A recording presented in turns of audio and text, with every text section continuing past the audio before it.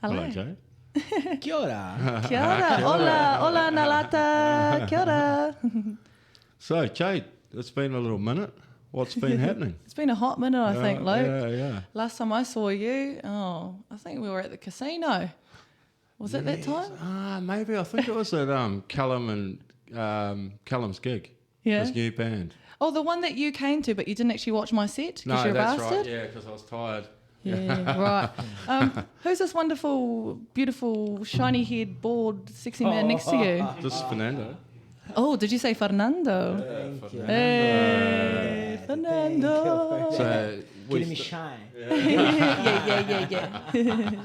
So Fernando and I started this podcast. You're actually our first guest. We've done one podcast. So I've popped your podcast virginity. Is that what you're saying? Pretty much. Yeah. You're welcome. Yeah. You're welcome. Nick's excited. Nobody knows who Nick is. Yeah, no, Nah, We're running a competition. Yeah, Who's competition. Nick? Shout out to Nick. Who's Nick? Is a competition running? So what's been happening, mate? Well, first of all, why am I here? What's this about? Na-Lata project. The Love Project. Na-Lata project. Yeah, what is Na-Lata Project? I started this project for. I started to think in my mind a long time ago because I wanna help people in the world. And when I talked to Luke, Luke straight away said, I am in, and we started this project. Basically, we put people in here and ask lots of questions and about help people as well. What you do for help someone? What you thinking about the government? Everything, and basically we wanna help people.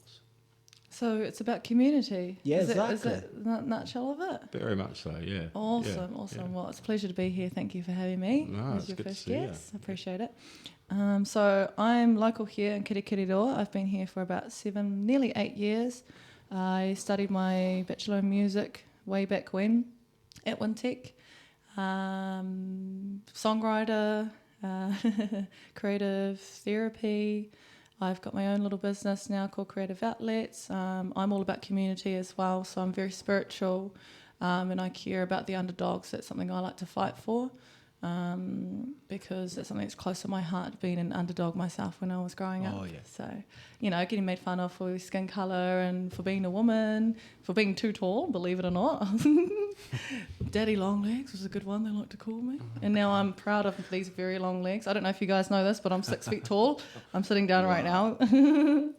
Yeah, I've actually been out in the town with you on high heels, so yeah. I'm tall, mate? Yeah, you're tall. Yeah.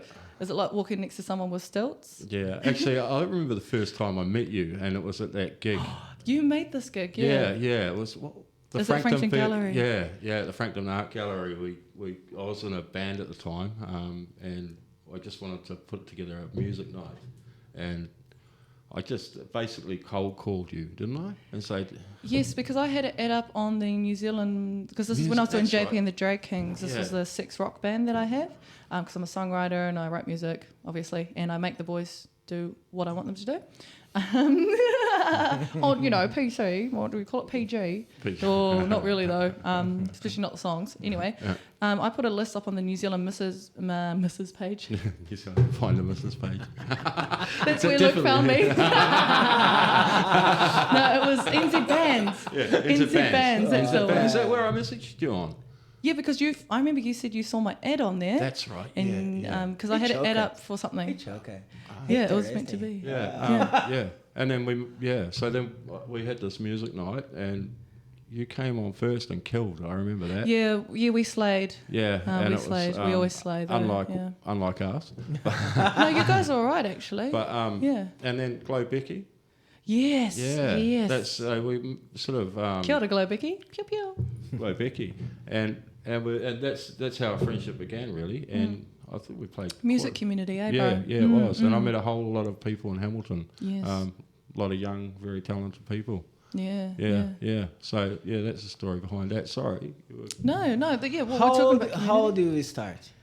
How old did I How start? old? Yeah, you start music. I was playing piano. I had 2 years of piano lessons, so 9 years old.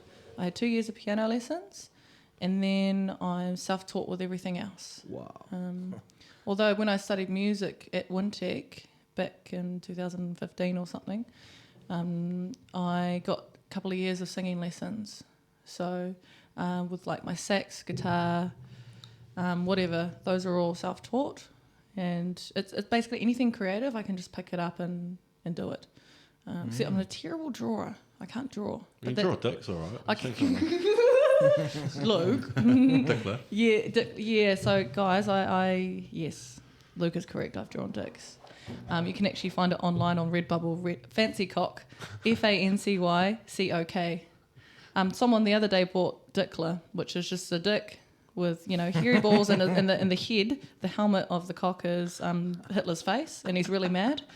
And then I've got Where's Willy, and there's just a whole bunch of Willies with the Where's Wally. Oh. Yeah. Did you draw all that? Yes, How yes, long and did I've that also take you? got... Oh, not long. This is during COVID. Oh, yeah, The first round. I was so bored. Yeah, that's when everybody was online, right? Yeah. I was just drawing dicks for fun. Yeah, when Luke said to me, bring you in here for give interview for us, he said, oh, she's very famous.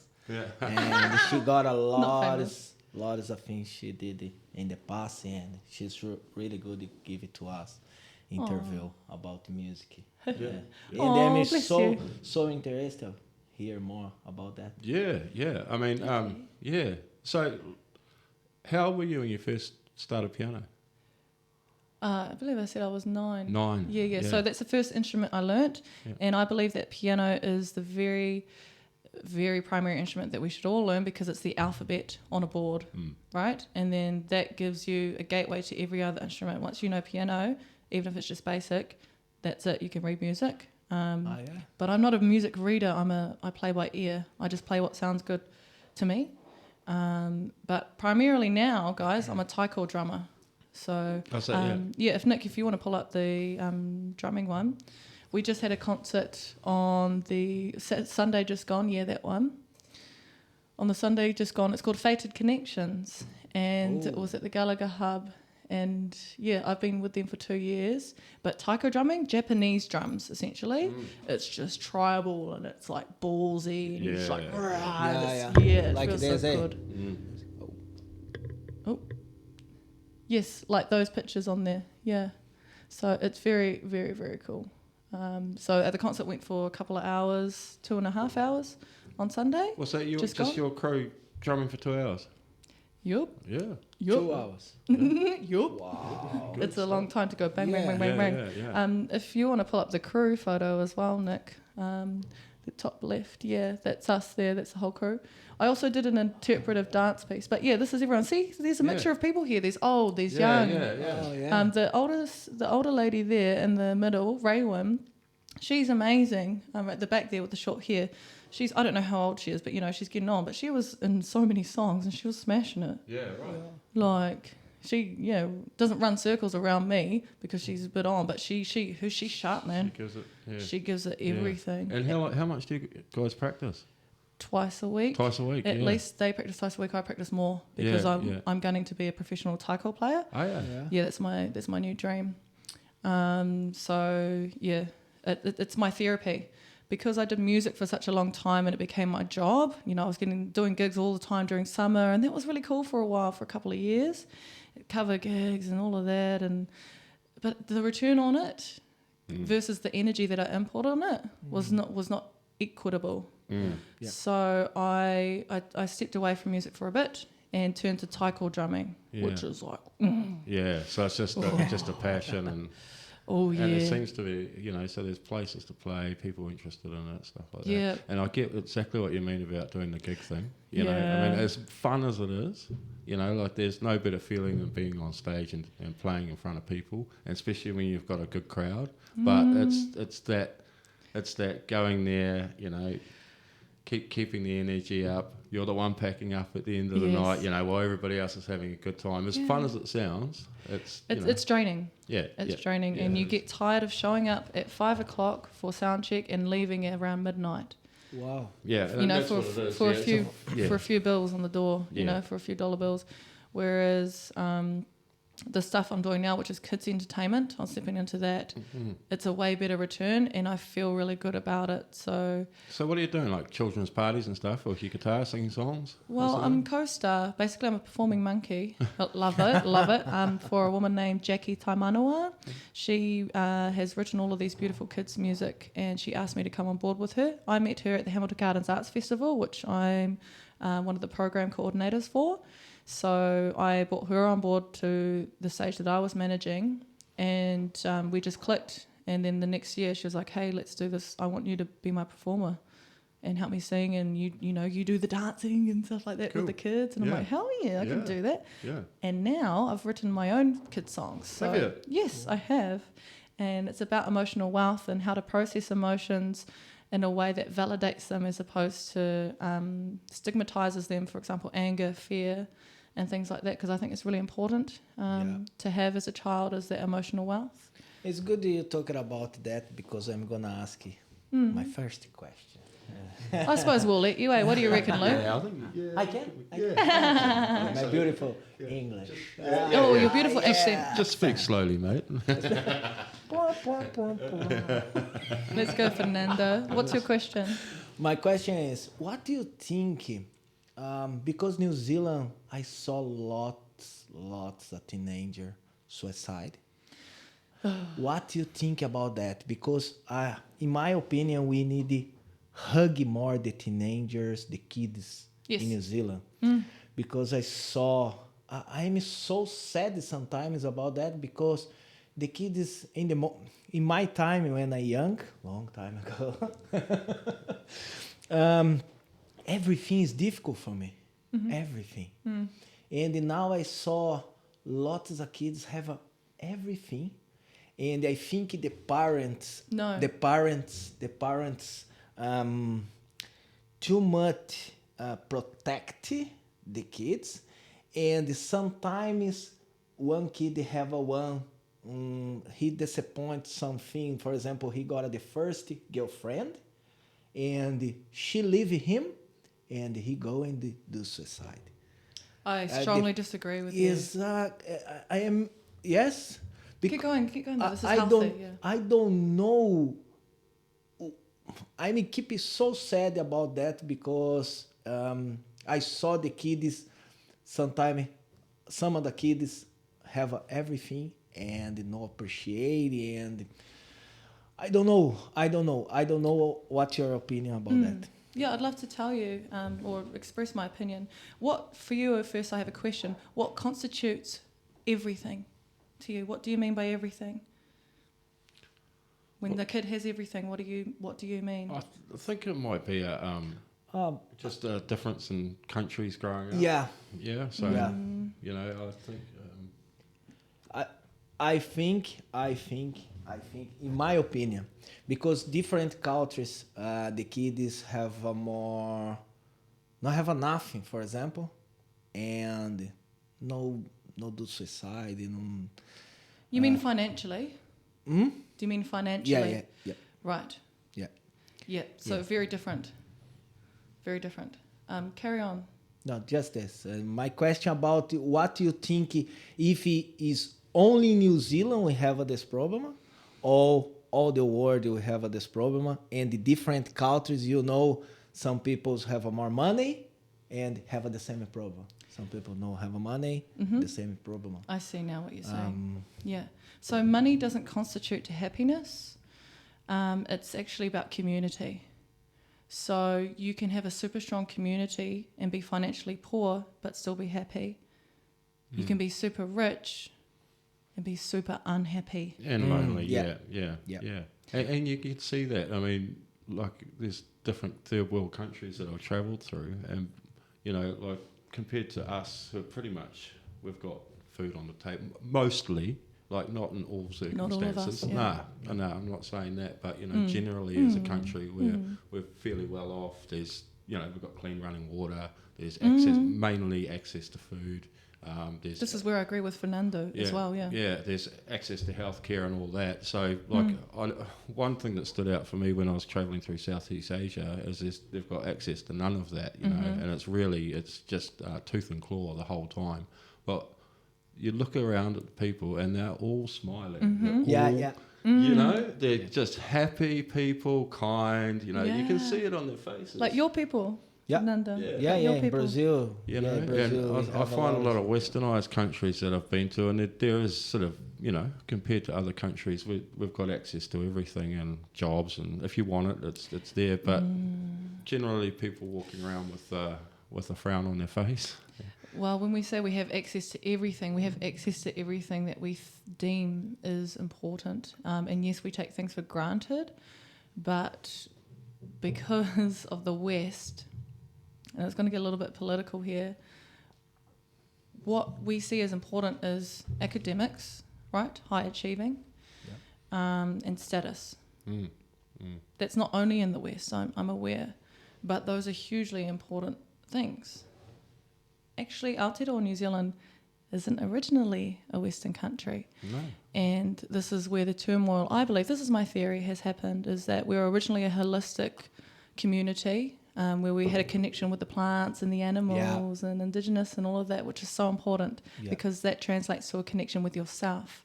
That connection was severed upon colonisation, and now we're seeing the results of that. People are deeply unhappy and they don't know why. Yep. It's because we're being forced to disconnect from ourselves. And people are waking up. Everyone's waking up being like, oh, there's this medication, this instant diagnosis for depression or bipolar disorder.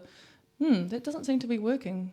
Okay, well, the doctor said that I've got, this, that, and the other thing, and I need to take medication for it. Why am I still unhappy? It didn't fix me. You know what I'm saying? Yeah. I completely agree. Yeah, in Brazil, we have some words. Sometimes the people say see someone going to the doctor and they say, the doctor say, you crazy. But said, look, you crazy. But in Brazil we say the crazy for poor peoples. For rich peoples is you have stress. Yes. Yes. Do you know? But it's the same thing. Sometimes, in my opinion, you said really good about we need the connection. New Zealand is a beautiful place. That's why I'm moving here. It's the best one. And the connection for the mountain, forest, something like that. Do you know? And that's I'm doing sometimes when I'm stressed. I'm going up the hill and stay alone, relax. Do you know? And that's why I think the kids need more. Or going with the daddies, mommies, or alone, or with friends, camping, something like that, for not getting depression. And I think that's really important to connect with who you truly are, you know, and it's not, what you're conditioned to be. You know, like right from the get-go, we go to kindergarten, we go to school, and it's... What grades did you get? Yeah. Oh, you get a cross next to your name because you were bad, Jimmy. That makes you a bad person. Being taught a curriculum by people who are still learning the curriculum, you know, so... And it's you very get backwards, this, and you get this very big disconnection. And I think there's a lot of people out there that don't feel themselves, and from a young age, you know, and they come into young adulthood and even into their middle age and still feel disconnected, still feel lonely. Kiwi culture. Yeah. That's how we were brought up in New Zealand. Now let me reiterate for you, Fernando, if you could bring up that mental health magazine pick, the wealth and addiction one. The second one, So yes, let's talk into Kiwi culture, not that one. The poster, the second. Thank you. So Kiwi culture, we're brought up tough as guts, rugby, drinking and beer, and that's normalised. I grew up in the country, so it was normal for my stepfather to go to the pub every other night and just drive home. Like no one frowned upon that. That's normal, right? It was normal to be bullied. It was normal that you got pregnant really early and you had a partner that left you, and it was normal that partner that they played rugby and they did an apprenticeship at a labourer place somewhere. I'm not making fun of these people. I'm saying that it's a typical Kiwi culture cycle that we've been conditioned to because we've been denied access to connect with ourselves through mainstream education and mainstream society. Yeah, I understand. Yeah. So this essentially means. By the way, this is a mental health magazine that I'm writing at the moment. This is the second issue. It's out on 9th of September. But where can we find that? Oh, just on my website, creativeoutlets.co.nz. Cool. But what I really wanted to talk about is the addiction. This is where Kiwi culture I speak into a lot. Because, as you know, if I just discussed, we grew up with that mentality that it's okay to Very much so, bash your woman, that it's okay, especially when I was younger in Māori culture and when my mum was younger, she grew up once with warrior styles and that was so normal, you know. I disassociated myself previously with my Wanganui whānau where I was born because I didn't want to be part of that cycle, but in disassociating with them, I ripped a part of my identity away because I grew up with a stepfather who was quite racist, and one day I came home from primary school and I said, "Hea ha te taima." And he goes, "What the fuck did you just say?" I said, what's the time? And he goes, "Don't you ever speak that fucking language in my house again." And whenever he saw monkeys on TV, he'd be like, "Oh, look, it's Jade." And these things at the time, I didn't know. I didn't know what it was. I didn't have a name to it. Yeah, at the time, I just didn't know. I was a kid. So I had to go quiet. I get it. I mean, and it was just accepted. Yeah, and it was not normal. that long ago. Yeah. You know, it's really It's fucked up. This country 20, 30 years ago was a backwards, redneck, yeah. fucked up shit. Yeah, very much and we've so. still got a lot of it, which is getting dug out, which is why we have big uprisings of particular communities like feminist and queer communities, which is great. But, you know, now we're trying to flip it upside down. And my point of view is that there's a lot of, I don't want to say feminists because angry. There's angry and hurt people out there who are like, you know what, we were repressed so much by male culture, which is true, now we're going to squish them. That's not how we do things. It's not how we get equality. We don't do it through imbalance like that, you know. It's called equity for a reason, and I know that it's been painful for a lot of women, and I know, you know, the history is there. But we're not going to do it by pointing blame and saying that you fucked me up and you're the reason. And because you're a white male, Luke, you have no right to be sitting at this table and you're a fucking non-fucking cisgender motherfucker. Yeah, I mean, because you're not. You're not. No, I know that. But all that sort of, that behaviour has been done, you know, and it's time to, you know...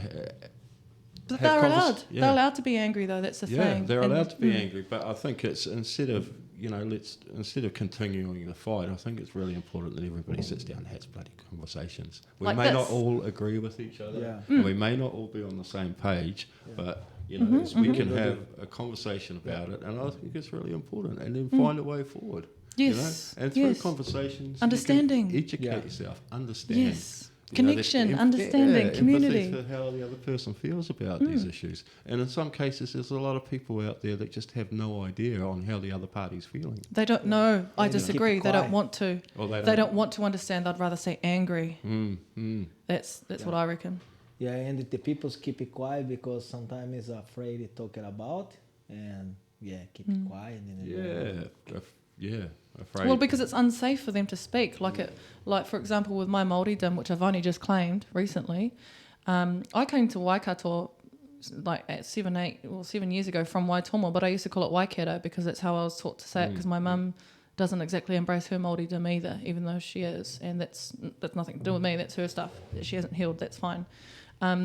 So I came up here first year, Waikato, love it. Was invited to an open mic called Whiti for Matariki. That's the Māori New Year. Now, I didn't know what the Māori New Year was back then, because as you know, it's only become a public thing now, like accepted by the government, which is huge. It's fucking huge. It's safe to be Māori again. Anyway, when I first got here, I was not only made fun of by regular people, by the Blues Society. Anyway, I might just scratch their name out there because... Anyway. So I was made fun of by my own people for a long time, for years and years. But when I came here, did an open mic Whiti for Matariki, which I had no knowledge about because it was unsafe to be Māori, right? I was talking about, I love Waikato, I love being here, to like all these random people. I was like, I love it. And the MC of that evening, she heard me and she goes, "You're saying it wrong. It's Waikato." And I was like, "Oh, sorry. I'm still learning." And she wasn't even part of the conversation. We moved on to the next person going, oh, I love it here. I love Waikato. I think I could live here. And then she looked at me. She goes up and grabs the mic because she's the MC, right? This is on stage. And she goes, "All right, everybody repeat after me. Why? Ka, to. That's how you say Waikato. Mic drop. Looks at me and walks off stage. Wow. What the fuck? Yeah, by my own people, supposedly. There's elitism everywhere. There's elitism in your own sex. There's elitism in spiritual community. There's elitism in your own culture. So no wonder people find it hard to express themselves in their own identity when it's not safe to be. Yeah, that's I feel sometimes when I say the English properly and the guys don't understand. Some of the guys don't understand. But I know I said the word correct in English, but he got a different pronunciation and he tried to look me again and said, "What you said?" Yes. "Oh, what you said?" After 3 times he said, and he said, "Oh, okay. But he understood it the first time, I know, but yeah, it's really shit. It would be for you because, Just a bit of background. Fernando turned up in New Zealand 4 years ago, and the only only 4 years ago. only English he knew was yes. Yeah. Well, you're coming leaps and bounds, my Only friend. yes. Only yes. The first podcast we have here talking about a little bit myself in New Zealand. Wow, lots of complicated. Yeah, that would have been really hard for you because it's a culture shock here. Yeah. I can't even imagine what it's like to migrate to a totally different planet, essentially. And you would feel very alienated straight away. But what kept you here? I'm interested. Keep me here? I have a stay? friend in here, and the guy said it's a good place for my kids. And I come in here, and the guys choking me and say that the working farm is good and give you the visa. I come in, but so hard. I close to die. I said, okay. So straight off the plane onto a dairy farm, organic That's dairy the farm. Kiwi way. That's the Kiwi way. Organic farm. Or organic. The first one. What? Organic cows? I didn't know you could get organic cows. Dairy farm. Wow. I said, come on. What did you... okay, interesting. That's interesting. Okay. What do you think of... so what do you think of Kiwi culture?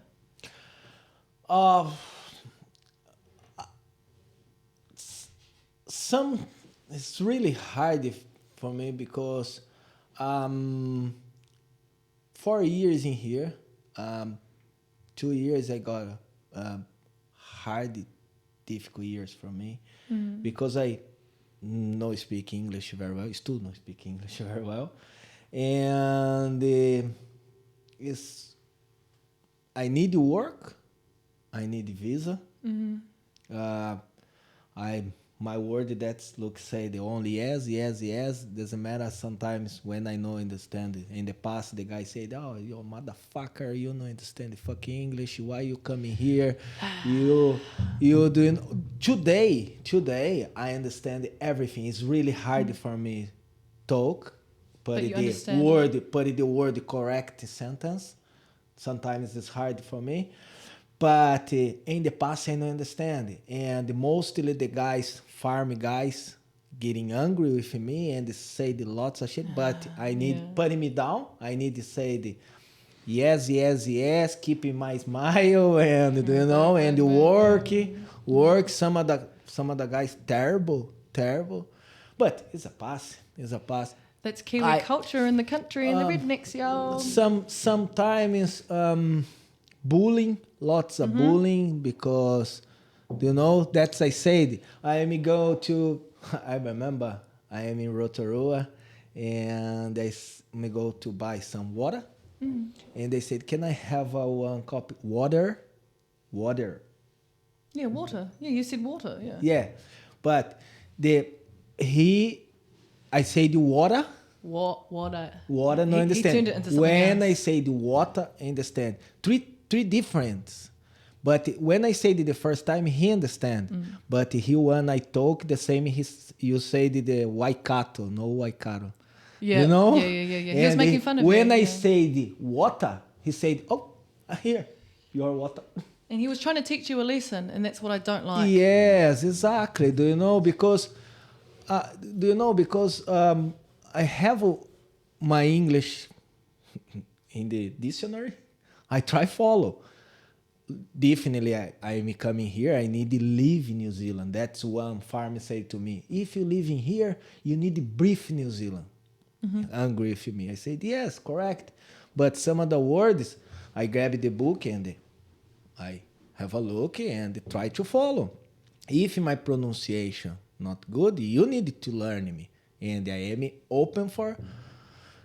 You need to teach me and I am open for learning. But if you not teach me what you need, I speak the same you. Never I am speak the same you guys. Because you guys, you born here. We were brought up with... Yeah, and the look coming here young as well. It's really difficult. And English is my second language. Yeah. You know, I speak a little bit Italian, speak a little bit French. Beautiful. Speak a little bit You Spanish. speak all the good ones. You speak all the glove languages. Spanish is the same in Brazil, close. Yeah. But, do you know, English is hard. It's hard to learn. Yes. I get in there one day. I think after 20 years in here, getting there. I think you've done bloody well for 4 years, mate, to be honest. I can understand. I reckon 4 years. Well done. Yeah. Especially when he's making me run. Yeah. So I don't know why you're getting angry. This situation, your situation, the girl take the microphone. Oh, the and say, mic, oh, yeah. come on. Yeah, and then, she did something out the next year. But you know what? I just let it go. And I saw her recently at the new Matariki, and I just had nothing but love for her because I was intending to confront her about how she made me feel. And I saw that she was hapu. And I was like, you know what? I need to let this go. You know, she's also human. She also has had a past that I don't know about. So me holding on to it isn't going to help me. Yeah. But I've got a riddle for you guys. What is your first language? My first language. What is humanity's first language? I think I know this one. Well, I hope it's love. What do you reckon, Fernando? What's humanity's first language? The same hymn, love. Okay. What's the first thing that you do when you come out of your mum's vagina? Cry. And what's crying? Born. Because my mom is born, cry. I don't know. Nope, go on. If crying is a form of communication, our first language is expression. Crying, emotions, sadness, anger, whatever, happiness, they're all emotions, they're all expression, right? So our first language as humanity is expression. And what mainstream society tries to do to us is cut that off. Expression. They try to control, repress, say you can only do this way and that way is a template, and anything else outside of that is wrong. Yeah. That's why I'm here, to bring it back. Yeah, and luckily, I mean, very much so, especially in the workplace, and it's only been of recent that people are starting to understand this, and there's education around that, so it's not so much. And I've only just seen, like, I'm into year 25 of my work life, and very much through the 90s, early 2000s, it was like, don't show emotion, push it down, suck it up. That's your generation. Yeah, very much my generation, and my parents before that, you know. Yeah, every generation. Yeah. But what I'm seeing now is there's actually conversations around it. Is it as good as it could be? No, but it's a start. Oh, it's so much better than it was. Yeah, and it's great. You know, there's outlets for people to start talking, and there's education around it, and there's such thing as a mental health day these days. Yeah, it's less stigmatised. Yeah, actually, which brings me to a point which I wanted to talk about tonight in mental health within the New Zealand government at the moment. And I was listening to I was listening to a radio station, won't mention it, the other day, and they were saying, and Jacinda Ardern was on, and it was just a fairly candid conversation with her about mental health, and the radio DJ asked, you know, how come we have raised $1 million through charities like Gumboot Friday and opened all this Where is education and counsellors for young people, and you guys haven't done a thing. It's not reflected. Yeah, it's not in the reflected. Like, stats. why do we have to do that? Why isn't, if we've got such a massive problem, which we have with mental health in New Zealand, it's huge. Why isn't there more funding for it? There's huge funding. Did you know they've got $1 billion program called Kia Manawa Nui? It's called the Long-Term Pathway to Wellbeing. And it's part of an incentive that the Ministry of Health has trying to integrate into the communities around $1 billion. $1 billion. That's a lot of money. That started that's a pathway to... It's a program as part of something else. I can't remember. We've officially only got a mental health sector, government sector, as of last year, I believe. That's fucked up. Yeah. Why do we only officially have a mental health sector as of last year? It might be. Where's the $1 billion going? Yeah, let me tell you. Yeah, That's the question. Yeah.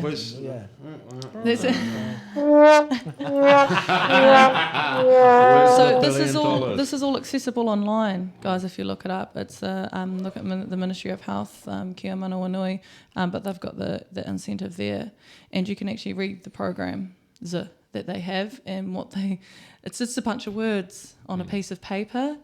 And I was watching the opening of the launch of the program and it was hilarious to me anyway.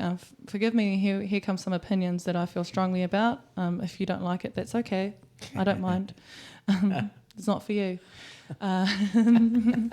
And basically, there was this, and I don't like to put race into it, but there was the Minister of Health. Again, it's my fault. Sorry, guys. Sorry, Jade. All good. So the Minister of Health, and they were saying all this Māori karakia terribly, but, they were trying. And then the next one and there was a whole bunch of white people saying this and that and that. And then they were, had a Māori, and then then the camera moved to a Māori group who was remote somewhere else, and they did a beautiful waiata and all of that. And then, you had a other Māori fella come on, and he was just being himself, embracing his Māoridom. But there was just a bunch of suit-wearing people I noticed talking about how important mental health is and how much they've failed the system, yet they failed to understand what has actually happened. And even the heads of some particular organisations admitted that the approach to mental health should be holistic, and it is a holistic approach. So what they have done to suit them, because they realise that the stats don't reflect what they've been trying to do because their system's fucking broken, now they're like, let's change it up because it's not working. Do you know what they've done? They've taken rongoa, which is the healing modality of the Māori, which is very spiritual. They're taking it and they're using that as a springboard. Excuse me. It's almost like an abuse of origin. So they're using it to their advantage because they realise that their Western system doesn't fucking work. So now they're going back to Māoridom and be like, oh, no, let's be all Māori again and say that it's safe again to be Māori. Yeah, let's have karakias all the time now. Everyone speak Māori, do this, that and the other thing. They're taking things that were already there, that they quashed, and using it because their system isn't working. That's how I see it. At the moment, that's how I see it. So this is abuse of origin because, well, of all the reasons that I said before. And it's like, well, if you trying to understand Māori communities, you can't label it as something you want it to be marketable as. It is what it is. It's deeply spiritual. It's deeply connection. It's deeply holistic. And they say that, but they're marketing it. You'll see the promos. There's mental health promos going around. And they're calling it Mindfulness Works, or that's some company from Australia coming here into New Zealand and taking over. But actually mindfulness stems from spirituality. Now they're regurgitating it as something marketable for society. Now I understand why they do that, because mainstream society, because we've been so conditioned, won't accept it as digestible unless it's marketed in a certain way. But if we keep marketing things the way that we think the public wants them, then we're denying the truth of the origin. Yeah, and it all just turns into a load of spin, really, and it almost seems like this sounds good for the next election, right? Yeah, but it has to be this way. That's the thing. Like, it has to be delivered like that, because that's the only way the mainstream society will have access to such healing. So what would you like to see? I would like Peace on earth. holistic practice to be the mainstream practice, right? And there are ways that, and I know it can be difficult in terms of curating and making sure everyone's practicing properly, kind of. But I don't want Western medicine gone, but I don't want it to be the primary function that we all turn to. And this is what society has realised, I believe, as well, is that it's not working. We need holistic therapies. Why do you think, like, yoga wasn't popular 10 years ago? Yoga was fucking woo-woo. Don't you remember? Mm-hmm. 10 years ago here in New Zealand, anyway, it was woo-woo. And now everyone does. It's a fashion statement now. Yeah. It's a fucking fashion statement. And as I sort of said to you on the way here, it's like, and you don't think kind of got to be, when you say it, I mean, yoga itself is marvellous if you practice it properly. It's beautiful. It can really it's amazing. Out with a lot of things, and then it goes on and it turns into almost a fashion statement. It is a fashion statement. Beware of the people in the wooden beads sometimes, Not everyone is a fashion statement. No, but that's what it gets, and it becomes sort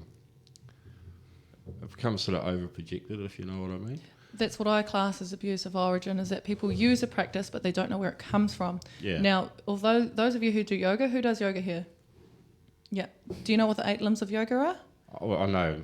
Well, no. No, and that's not your fault. No. That's not your fault, because you haven't been taught, whoever your yoga teachers, whatever. But the 8 limbs of yoga is where yoga stems from. It's hugely spiritual. But the West, we've taken all the spirituality out and marketed it and spun it in a way that suits us. That's what I class as abuse of origin. Now, people don't do this on purpose necessarily, but they don't. It's because there's not awareness there. They just do it mindlessly because it's popular. Oh, it helps me. Cool. Where did it come from? India. Thank you. Yes, you see, you know that. That's great. Yeah. Well, I probably understand more of the spirituality behind it than the actual moves. Yes. Yeah. Because you're also spiritual as well, right? I know how to get in touch with my true self. Aw, so, I love that for you. Yeah. And yoga's really taught me that, and especially different types of yoga, different types of meditation. Mm-hmm. Meditation is huge. Yeah, big on chakra meditation. But they're calling it mindfulness, guys. Mindfulness. This is what the mindfulness works business. Sorry if I offend anyone. Actually, I don't give a fuck. But they're taking meditation, they're taking spirituality, marketing it as mindfulness works, that's the company, and they've implemented it into corporate businesses. Now, they don't really have a choice because it's the only way corporate people will accept it. But still. Do you not think the government need to start to do more program for the peoples to do holistic? Yeah. They have been. Now, from what I was watching from the launch, a lot of doctors now have like a nurse on site who they don't necessarily just diagnose them with medical shit anymore. They'll go and have like a proper session with someone who's more trained in the art of rongoa or like Māoridom or their community, like Islander community and the Māori Pacifica community, and they'll get someone to come and talk to them about that. Now that they've got that in a few practitioner places. So that is a step. I'm not saying that the Ministry of Health hasn't done anything, because they are trying to do stuff. It's just not good enough. Yeah. But like it says, kia manawa nui, it's a long-term pathway. But there's so much of a better way to do it than the way that they're doing it now. I have one friend in Brazil. He got a beautiful, amazing social project in Brazil. Mm-hmm. He do theta with Down syndromes. Down syndromes. Down, yep. Yeah, and he do theta.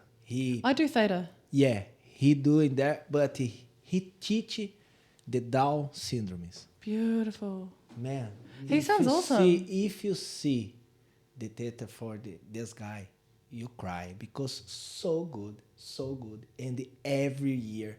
He got students and he focused on these people. Now he got one big school over there for learning theta. And You mean theta healing? Huh? Did you say data or theta? Theta. Like How do you spell that? Sorry. What's the first letter? No, what's the first letter? T. So it is theta. Theta. Yeah, so I'm a theta healer as well, so I understand what you're saying.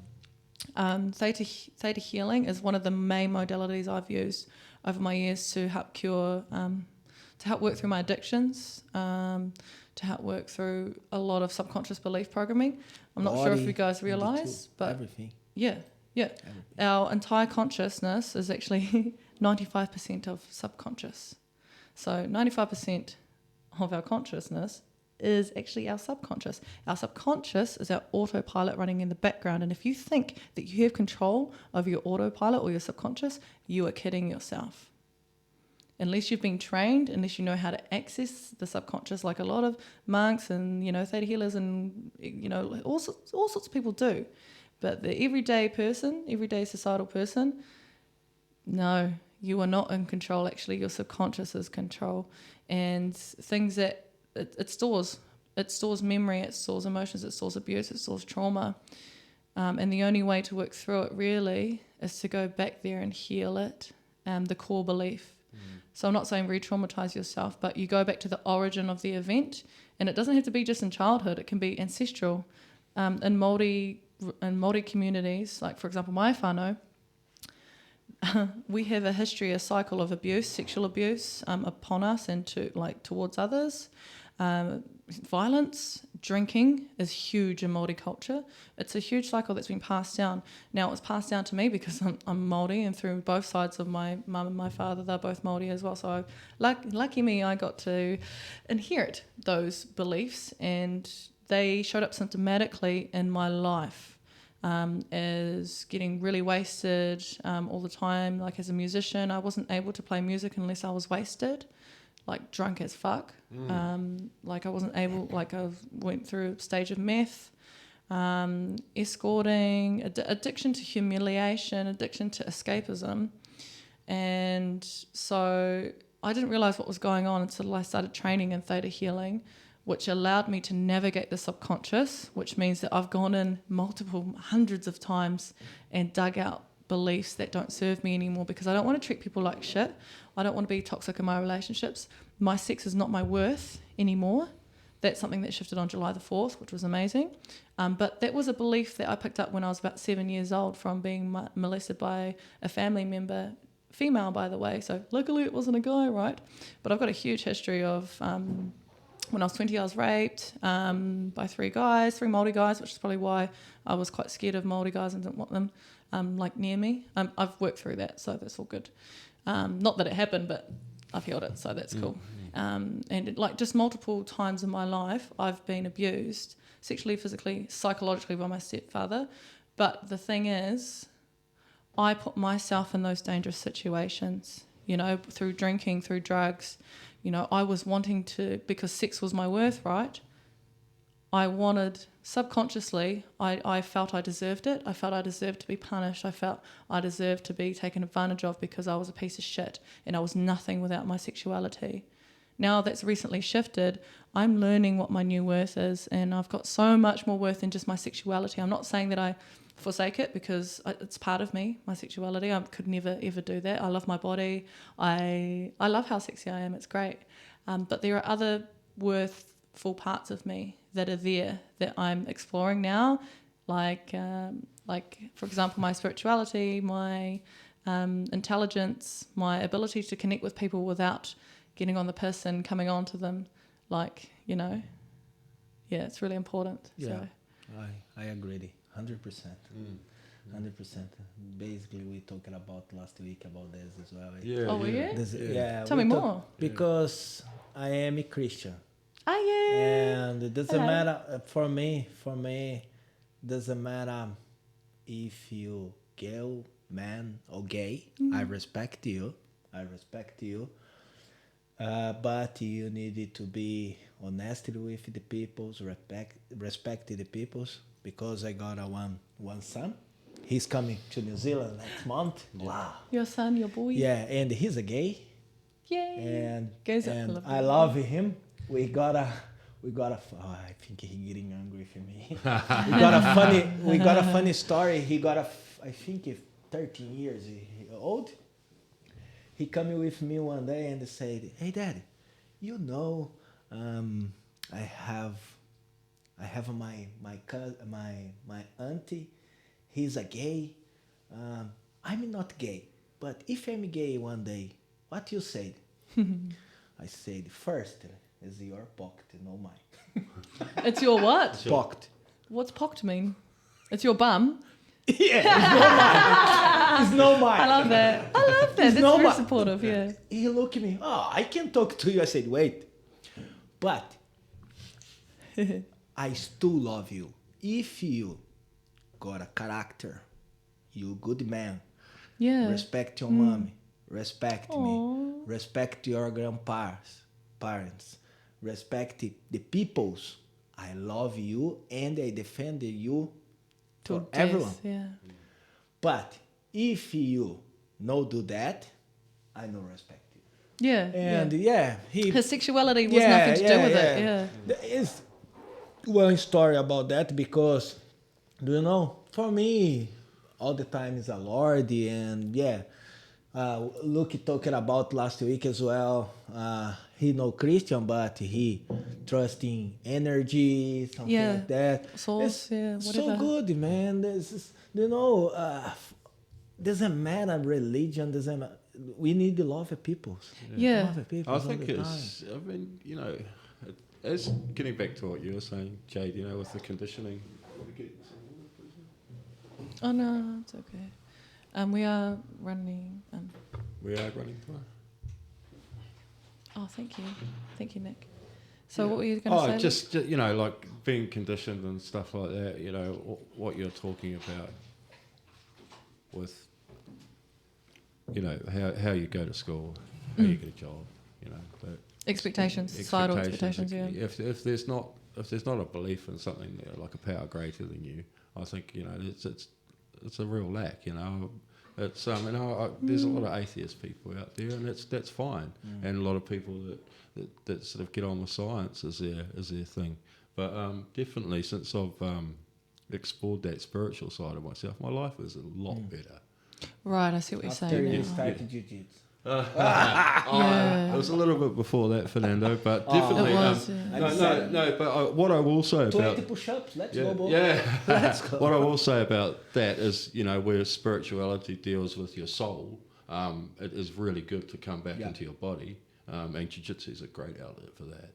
Yeah, you got to have balance. It's Yeah. not. So you get your elitists or extremists in spirituality who only live in the spirit realm and la-di-da and fairyland.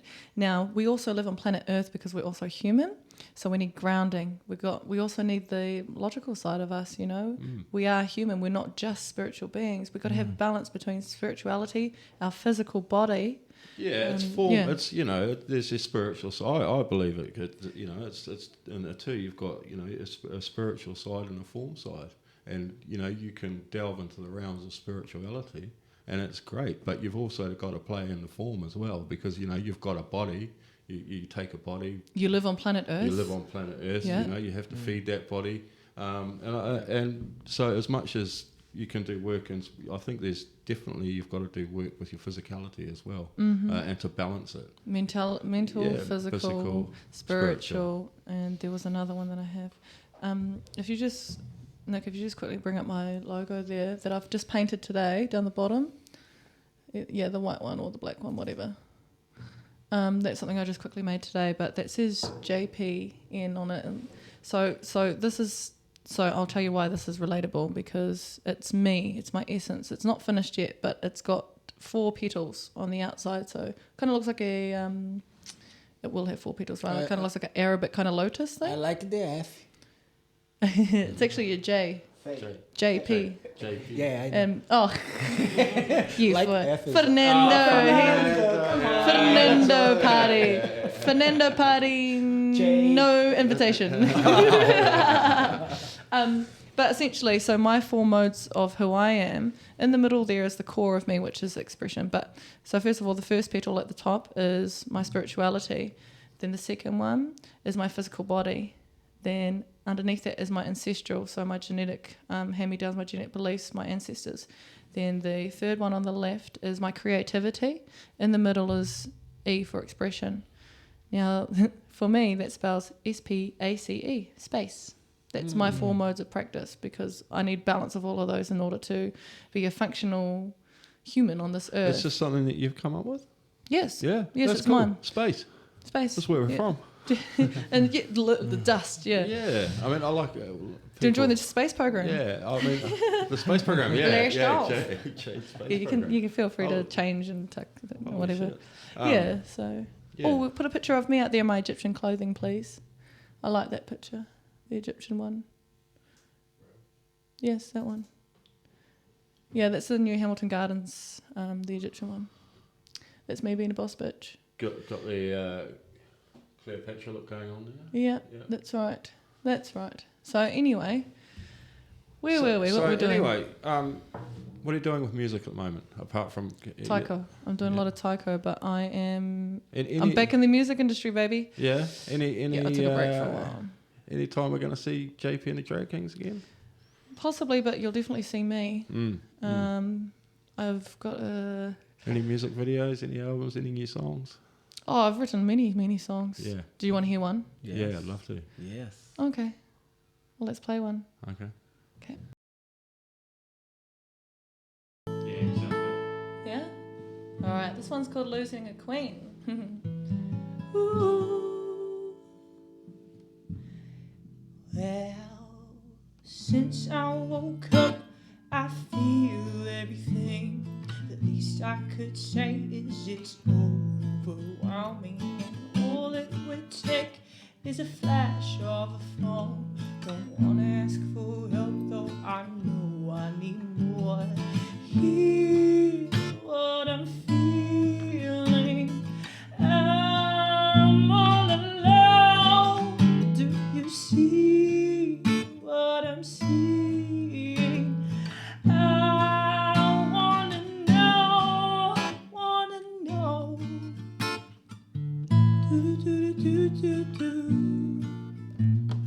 Ooh, since I woke up, I feel everything heavily everywhere over me. And since I woke up, I'll sing you a song, foolishly thinking we'll both get along. You're not here, here, here. You're not here, here, here.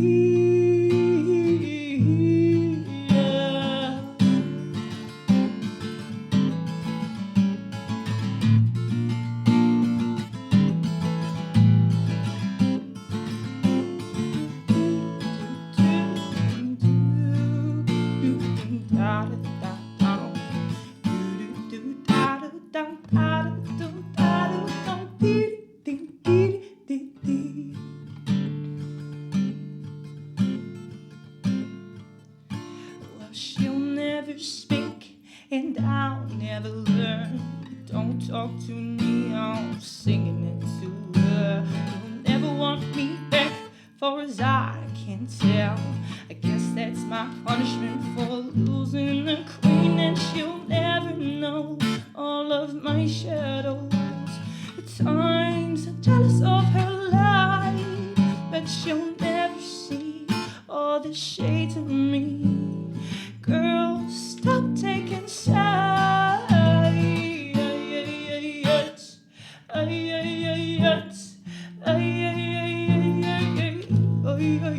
Taking sides.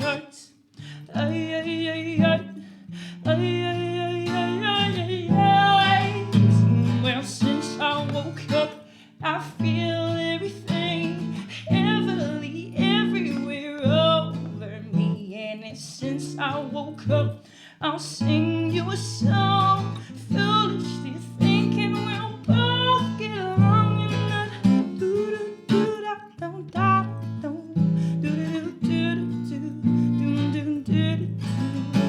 what's haunting you, eating you, girl, open heart. No, now to you, oh, what's feeding you? Oh, we've never fallen apart. No, not like this before. Can you tell me you more? You're the one who allows. I totally understand why you can't forgive me yet, but you were the one who wanted to love me. I've been losing a queen.